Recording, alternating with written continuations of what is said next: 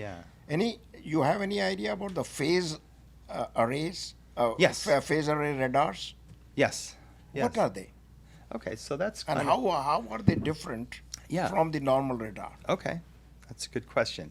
So, so normally, if you want to measure, like, for example, how far away something is with a radar, you would point an antenna at it, you'd send a signal, it would go through the air, it would bounce off it, and then bounce back, and then you would receive the signal some period of time later and measure the time, right? So, so one of the challenges, if things are moving very quickly, True. then what do? Like, it's moving from here to there. So I have a high gain antenna that's pointing over there, but it's now over there, right? So you can move things, like traditionally antennas would move, they'd rotate. You'll see rotate. those, like, yeah, if you go to like an airport, you'll see an antenna going around and around.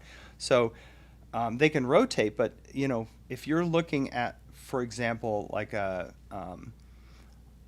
radar on a airplane that's a target locking mechanism, right? It's got to move in microseconds. So what they do is, instead of physically moving something, they can steer the beam, right? So you have multiple Right. So, transmitters.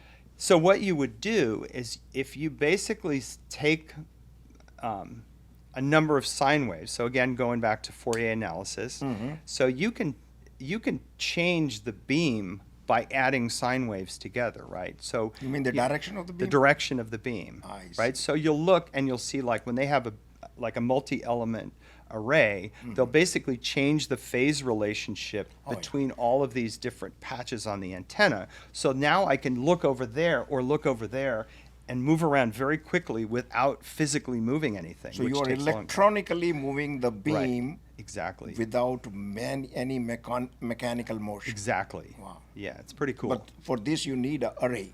You need an array. Okay, Yeah. I see. Yeah. See.